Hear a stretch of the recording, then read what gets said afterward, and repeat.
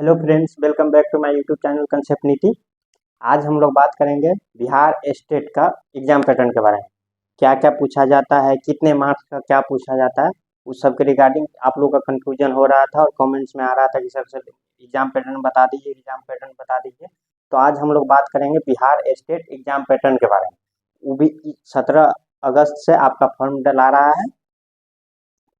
कल या परसों तक आपका नोटिफिकेशन आ जाएगा। उसके बाद 17 अगस्त से आप लोग का फॉर्म फिल होना शुरू हो जाएगा। तो आप लोग अब पढ़ाई शुरू कर दीजिए। इसका आप लोग अगर बताइएगा तो डिटेल सिलेबस भी बता देंगे अगले वीडियो में, कमेंट्स करके बताइएगा। अभी बात करेंगे सिर्फ पैटर्न के बारे में कि क्या क्या पूछा जाता है और कितने मार्क्स का पूछा जाता है। आइए हम लोग देखते हैं। फ्रेंड्स देखिए, बिहार स्टेट में पहला तो आपका टोटल समझिए 150 क्वेश्चन आते हैं, 150 नंबर पे। निगेटिव नहीं होता है, निगेटिव नहीं होता है, नो निगेटिव, निगेटिव नहीं होता है। 150 नंबर का क्वेश्चन आते हैं और 150 मार्क्स का रहता है। उसमें से आपका निगेटिव तो नहीं रहता है, लेकिन अगर ज़्यादा नंबर क्वेश्चन गलत करेंगे तो वो बीएससी पता नहीं किस पैटर्न पे, किसी को पता नहीं है, किसी न किसी पैटर्न पे वो कुछ मार्क्स कम कर देते हैं। 1.5 नंबर, 2 नंबर, 2.5 नंबर ऐसे कम कर देते हैं। जो स्टेट 25 हुआ था उसमें बहुत लोग 0.55 नंबर से डिसक्वालीफाई हो गए थे, क्वालिफाई नहीं कर पाए थे। उस समय पता चला था कि निगेटिव नहीं होके भी कितना इम्पैक्ट डालता है, क्योंकि उनका कुछ पता नहीं है। जब सब कुछ पता होता है कि निगेटिव भी रहे तो पता होता है कि कितने नंबर काटे जाएंगे, कितने नहीं काटे जाएंगे, तो उसके अकॉर्डिंग स्टूडेंट अपना प्रिपरेशन कर लेता है। लेकिन अंदर का बात है, वहाँ कितने निगेटिव क्वेश्चन पे कितने मार्क्स कम कर रहे हैं वो किसी को पता नहीं है। किसी का कम ज़्यादा कम कर देंगे, किसी का कम कम कर देंगे, ऐसा भी हो सकता है। तो आइए आज हम लोग बात करेंगे बिहार स्टेट एग्जाम पैटर्न के बारे में। देखिए, पहला है इसमें आपका सब्जेक्ट स्पेसिफिक। सब्जेक्ट स्पेसिफिक है, विषय संबंधित क्वेश्चन आपका 100 मार्क्स का आएंगे। 150 में 100 मार्क्स का आपका विषय संबंधित क्वेश्चन आएंगे। और वो भी पेपर 1 में बहुत इजी क्वेश्चन रहता है। आपको समझ लीजिए एक बार थोड़ा बस पढ़ लेंगे ना, अगर आप लोग जनरल का तैयारी कर रहे होंगे या किसी न किसी एग्जाम का तैयारी कर रहे होंगे, तो आपको पेपर 1 के लिए तो पढ़ने का जरूरत नहीं है, क्योंकि इसमें इतना इजी क्वेश्चन आता है कि आप आराम से कर ले जाएंगे, स्टेट क्वालिफाई कर जाएंगे पेपर 1। पेपर टू में सब्जेक्ट स्पेसिफिक में नेट का सिलेबस रहता है, ए टू जेड नेट का सिलेबस रहता है। तो उसमें थोड़ा हार्ड होता है, क्योंकि बहुत लोग जैसे यहाँ बिहार में एमए भी कोई किए होंगे या बाहर से भी किए होंगे, तो वो जो अच्छे अच्छे कैंपस नहीं करते हैं, बस नाम लिखा लिए, एग्जाम दे दिए, तो वो लोग पीजी का सिलेबस नहीं पढ़े होते हैं। और नेट के एग्जाम में पीजी के सिलेबस से भी हार्ड सिलेबस रहता है।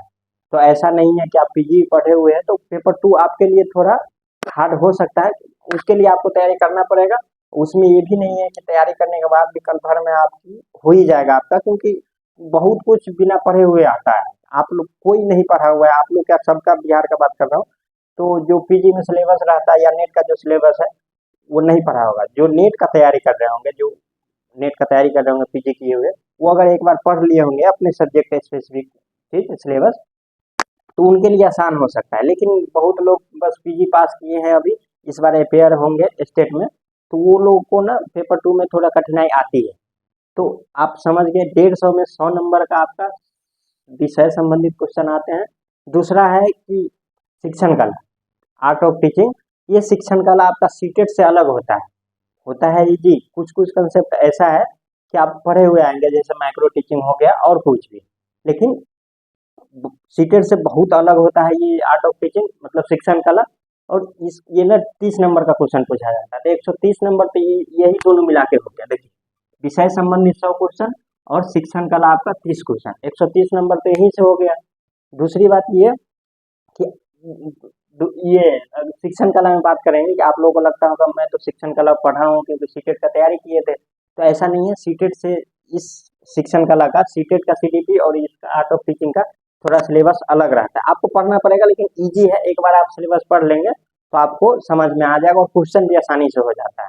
इस 30 नंबर में से आप एक बार पढ़ लेंगे तो 25, 22, 27 ऐसे नंबर ला सकते हैं, क्योंकि निगेटिव नहीं रहता है। उसके बाद आपका 20 मार्क्स आता है। 20 मार्क्स में 4 पोर्शन रहता है।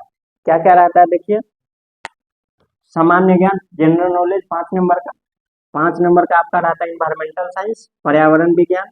और फिर 5 नंबर का रहता है आपका गणित, मैथ।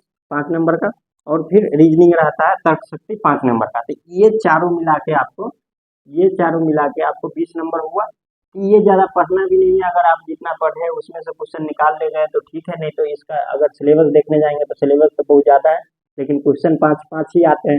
और ये दोनों बहुत इंपॉर्टेंट है। देखिए ये दोनों, इसमें भी पेपर 2 में लोग क्या करते हैं, ये तो ज़्यादा उनको उनका वो रहता नहीं है कि इसमें अब 2 महीने में कितना पढ़ने जाए नेट का सिलेबस, तो इसको फोकस न करके करते हैं इस पे, लेकिन इसको ज़्यादा फोकस नहीं करके इस पोर्शन पे फोकस करते हैं, क्योंकि यहाँ से 50 क्वेश्चन आ जाता है।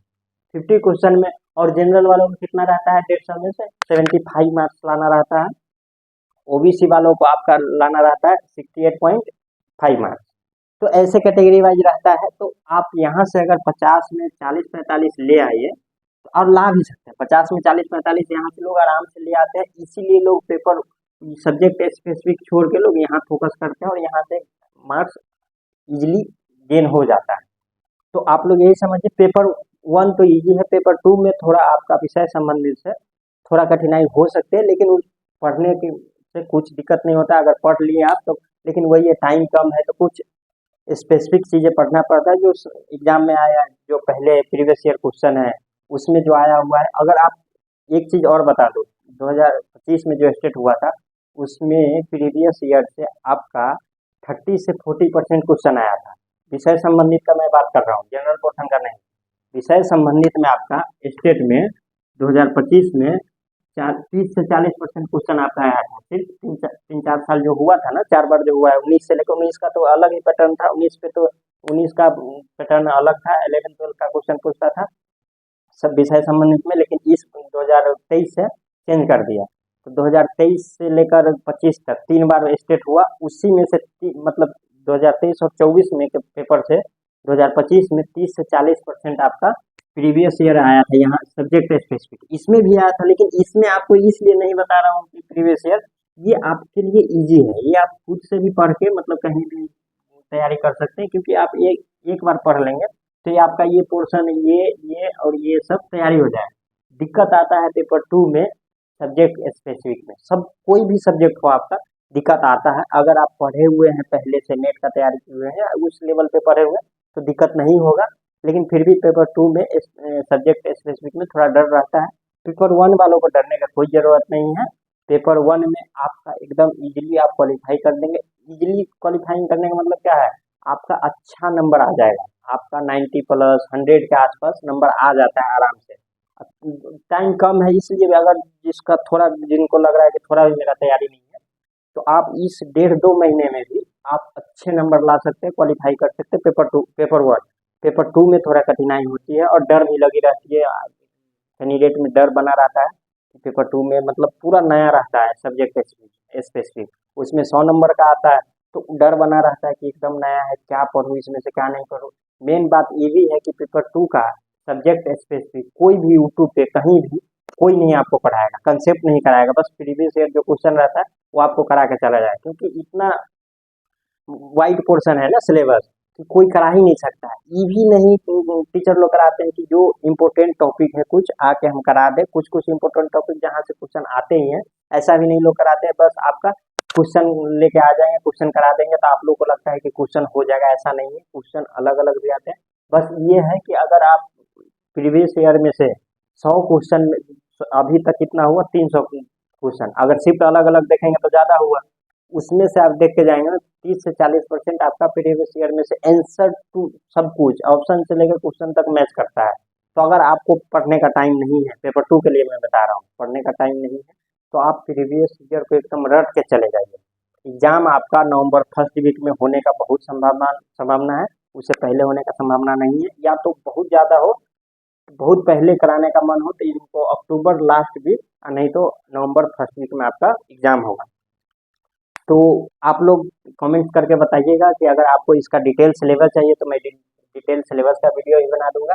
ये वीडियो का मकसद था बस आप एग्जाम पैटर्न जान जाइए, बस घबराहट नहीं होना चाहिए कि पहले तो प्रदर्शन करने वाले थे कि स्टेट नहीं आ रहा है, स्टेट नहीं आ रहा है, अचानक स्टेट आने से ऐसा ना हो कि आप धैर्य खो दें, कि डर न लगने लगे कैसे तैयारी करें कैसे नहीं करें। एग्जाम पैटर्न यही है, पैटर्न बहुत ईजी है। देखिए 100 नंबर तो आपका सब्जेक्ट स्पेसिफिक से पूछता है। एक बार और बता दे रहा हूँ, 30 नंबर आपका शिक्षण का लगा रहता है, जो कि सीटेट से बहुत अलग है, सीटेट के सीडीपी से। और 5-5 नंबर का ये 4 पोर्शन रहता है, जिसमें मैथ रीजनिंग तो सब कर ले जाएंगे। बहुत लोग को होता है मैथ्स में दिक्कत, लेकिन इसमें भी इजी रहता है। और एक है इन्वायरमेंटल साइंस, जो पीआरटी में सब लोग पढ़े होंगे, पीआरटी के लिए जो तैयारी कर रहे होंगे। और जनरल जनरल नॉलेज। तो यही है, ज़्यादा कुछ नहीं है इसमें। एग्जाम पैटर्न बता दिए। अगर आप मेरे चैनल पे नए हैं तो आप मेरे चैनल को सब्सक्राइब कर लीजिए और शेयर कर दीजिए। जो आपके जान पहचान वाले हैं, जिनको ज़रूरत है ऐसे वीडियो का, उनको आप शेयर कर दीजिए। बस पढ़ाई करते रहिए। आप अगर कमेंट्स करके बताएंगे तो मैं डिटेल सिलेबस ले आऊँगा। और आप लोग ये ध्यान रखिएगा, मैथ्स पेपर 1 और पेपर टू ऐसे नहीं, पेपर 2 में अगर मैथ्स का कैंडिडेट पूरे हैं, मतलब कुछ कैंडिडेट आए कि सर मुझे पढ़ा दीजिए, तो मैं पूरा सिलेबस नहीं पढ़ाऊंगा। कुछ कंसेप्ट ऐसा पढ़ाऊंगा, कुछ टॉपिक से, बस कि सिलेक्टेड टॉपिक होना चाहिए, उसमें से बस क्वेश्चन आता ही हो, हर बार आता हो, ऐसा टॉपिक मैं पढ़ा दूंगा आपको। तो क्वेश्चन के चक्कर में नहीं पड़िएगा। स्टेट पेपर 2 का मैथ्स का मैं बता दिया कि अगर आप लोग कुछ 10 या 15 कैंडिडेट हो गए तो मैं आप लोग को पढ़ा दूंगा, क्लास ले लूंगा। पेपर 1 का मैथ्स भी मैं करा दूंगा। पेपर 1 का मैथ्स पूरा ए टू जेड कराऊंगा, क्योंकि वो छोटा सा सिलेबस है। पेपर 2 का मैथ्स बहुत बड़ा सिलेबस है, वो पूरा हो ही नहीं सकता, 6 महीने में नहीं हो सकता एक टीचर से। तो बस फोकस ये करना है कि एग्जाम क्वालिफाई करना है। इसके लिए आप सिलेक्टेड चीज़ पढ़िए। पेपर 2 के लिए बता रहा हूँ, पेपर 1 में उतना वो नहीं है, पेपर 2 में सिलेक्टेड चीज़, वो भी सब्जेक्ट स्पेसिफिक में। ये तो सबको पढ़ना है, ये जो है ये तो सब कोई नहीं छोड़ेगा इतना, ये चारों।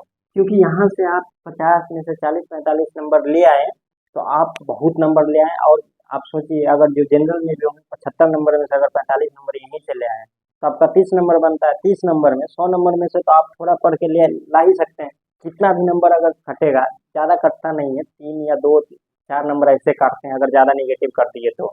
लेकिन फिर भी निगेटिव मतलब मार्क, वो निगेटिव मार्क्स लगाते हैं।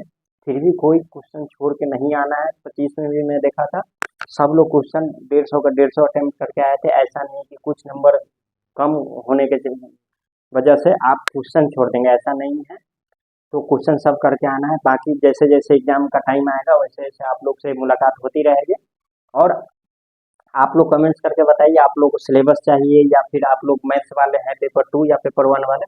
तो आप लोग को तैयारी करना है तो आप हमें कमेंट्स करके बताइए, आप लोग का लाइव क्लास लेंगे। और ऐसा नहीं होगा